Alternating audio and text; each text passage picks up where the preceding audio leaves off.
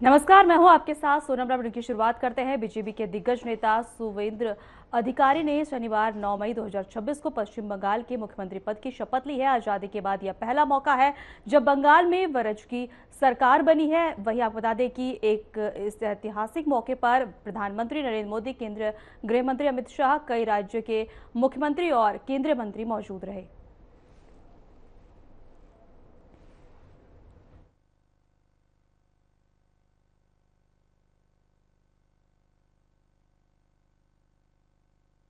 আমি শুভেন্দু অধিকারী ঈশ্বরের নামে শপথ করিতেছি যে বিধি দ্বারা স্থাপিত ভারতের সংবিধানের প্রতি আমি অকৃত্রিম নিষ্ঠা ও আনুগত্য পোষণ করিব। আমি ভারতের সার্বভৌমত্ব ও অখণ্ডতা রক্ষা করিব।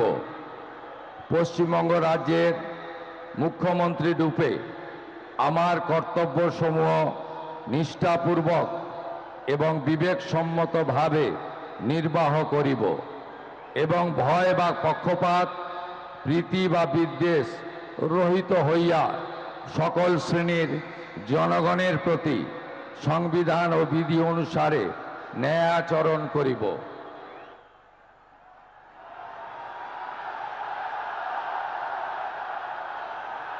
আমি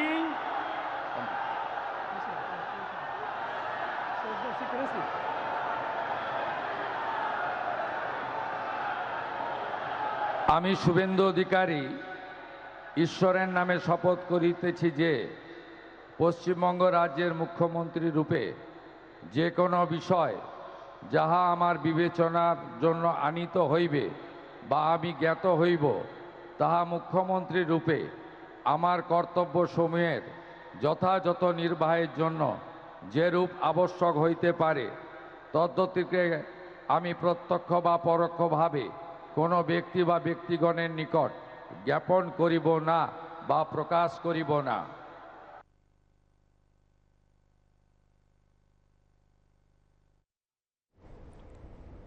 लखनऊ में यूपीएससी और यूपीएसएससी द्वारा विभिन्न विभागों के लिए नव चयनित उम्मीदवारों को नियुक्त पत्र वितरण कार्यक्रम आयोजित किया गया, जिसमें सीएम योगी आदित्यनाथ ने भी शिरकत की। इस मौके पर आपको बता दें, सीएम योगी ने कार्यक्रम में मौजूद लोगों को संबोधित किया। क्या कुछ कहा, आइए आपको सुनाते हैं। जन सशक्तिकरण विभाग के मंत्री श्री नरेंद्र कश्यप जी, प्रमुख सचिवगण श्री राजेश कुमार सिंह जी, डॉक्टर हरिओम जी, श्री रंजन कुमार जी, तीनों विभागों के सभी हमारे अधिकारीगण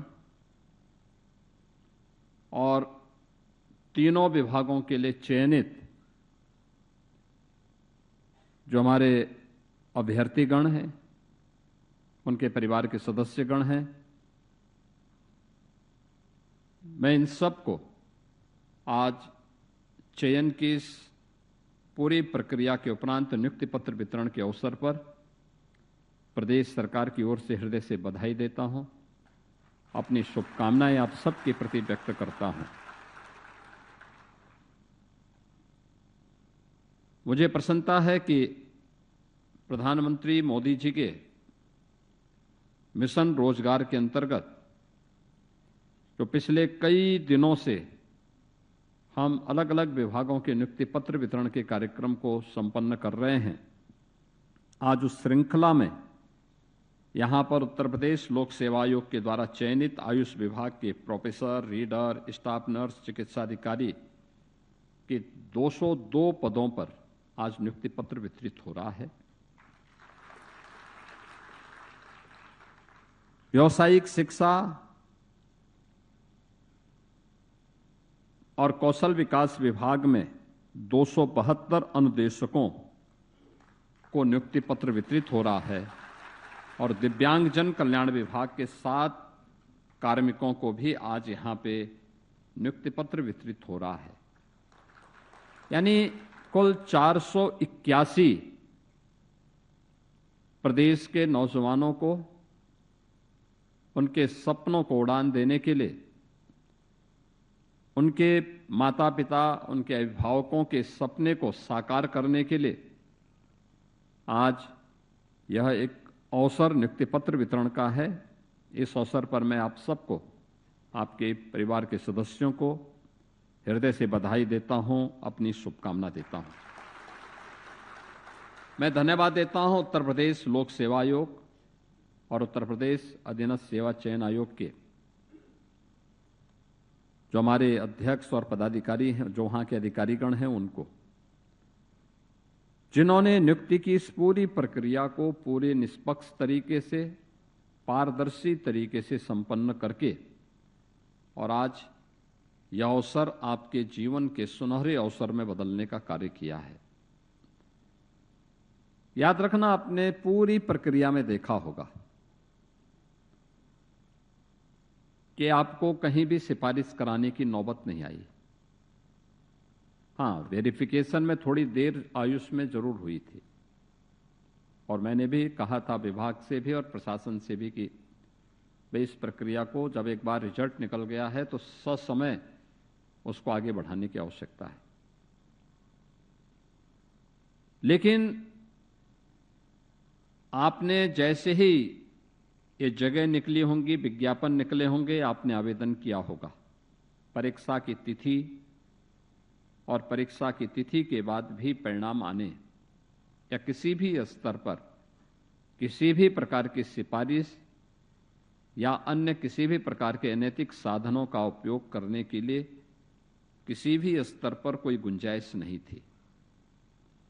यानी नियत साफ हो और स्पष्ट नीति हो तो परिणाम आने में देर नहीं लगती है और वही परिणाम आज आपको नियुक्ति पत्र वितरण के रूप में यहां पर उपलब्ध हुआ है। मुझे प्रसन्नता है कि पिछले 9 वर्ष के अंदर हमारी सरकार ने लगातार नियुक्ति पत्र वितरण के नए कीर्तिमान को स्थापित किया है।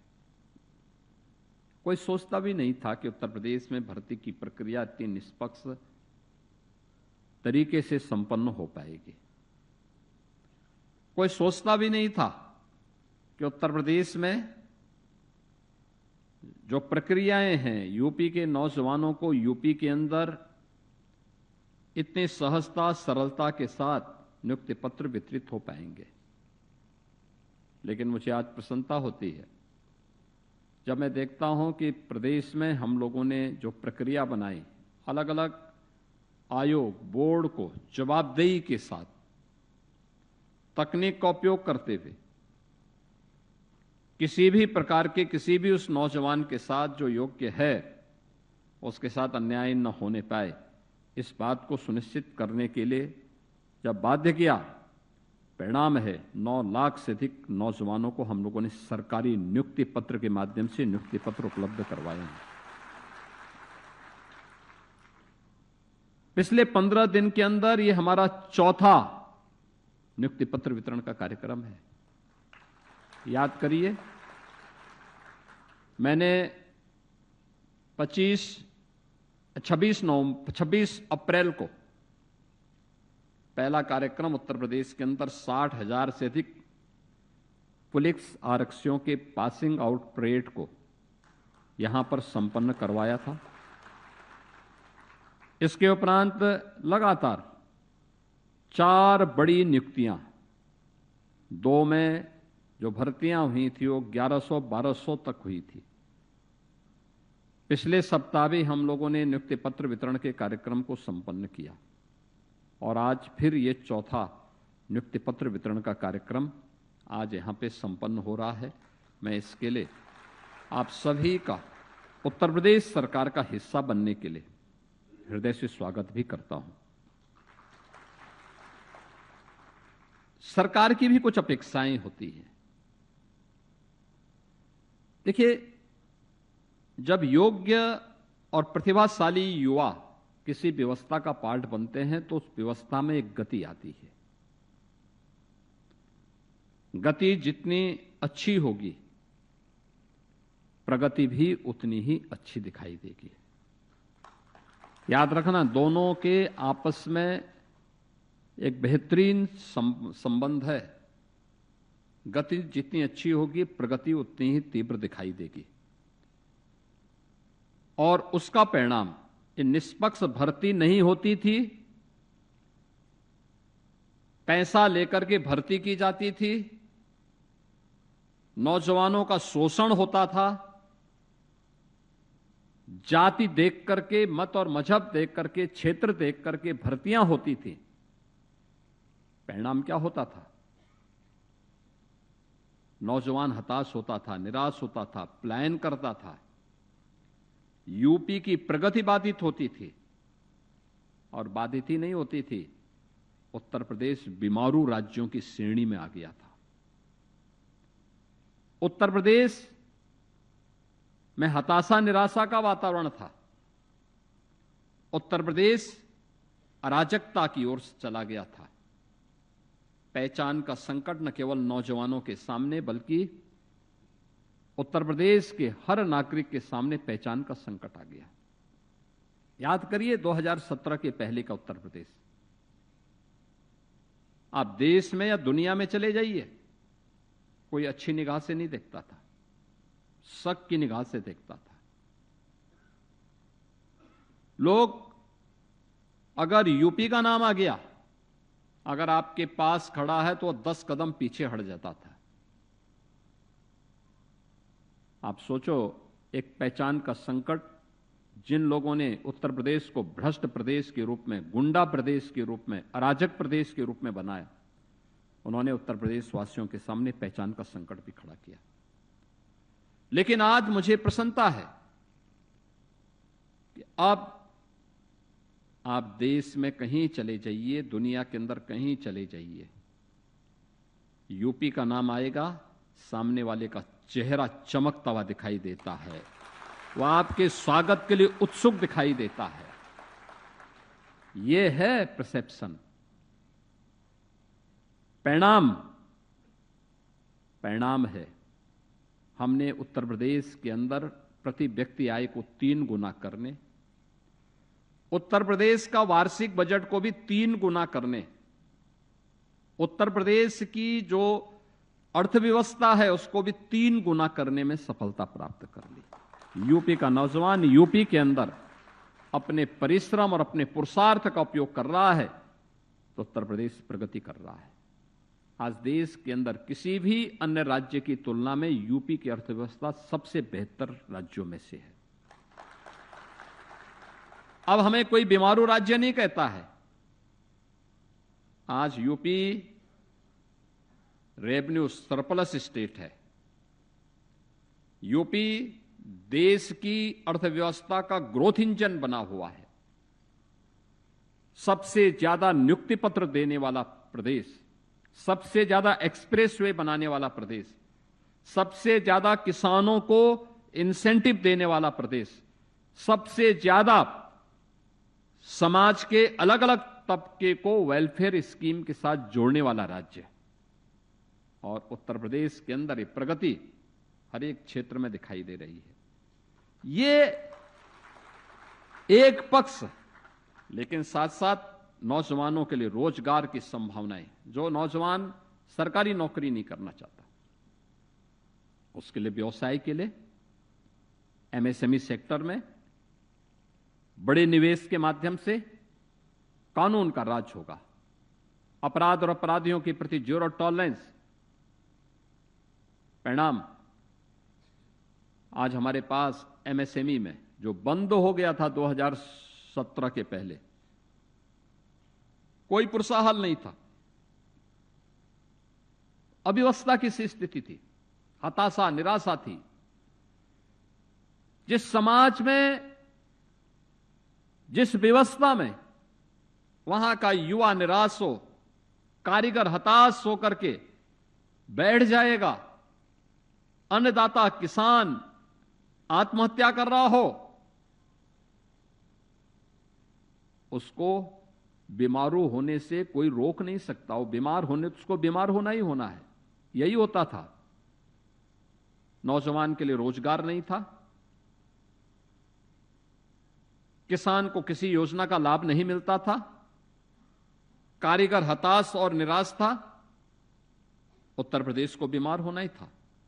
आज मुझे प्रसन्नता है देश के अंदर सबसे ज्यादा एमएसएमई, सूक्ष्म लघु मध्यम उद्यम आज के दिन पे हमारे पास है, यूपी के पास है 96 लाख। 3 करोड़ से अधिक लोग आज के दिन पे उनमें काम कर रहे हैं, 3 करोड़ से अधिक। यानी ये चीजें दिखाती हैं कि पिछली सरकारें करना नहीं चाहती थी। गुंडा और माफिया तत्वों को अपने गले का हार बना करके प्रदेश का शोषण करवाने से उन्हें फुर्सत नहीं थी। जब अराजक माहौल होगा तो कोई निवेश भी नहीं आएगा, कोई बड़ा निवेश नहीं आता था। मैं देख रहा था अलग अलग राज्यों की रिपोर्ट को भी मैं देखता हूं। यूपी में गत वर्ष 4000 से ज्यादा बड़े उद्योग आए और हम लोगों ने पिछले 9 वर्ष के अंदर उत्तर प्रदेश के अंदर उद्योगों की संख्या को, जो 14,000 थी, अब उसकी संख्या बढ़ करके 32,000 से ऊपर ज्यादा बड़े बड़े उद्योग लगे हैं, जो कभी संभव ही नहीं था, आज जो संभव हुआ है।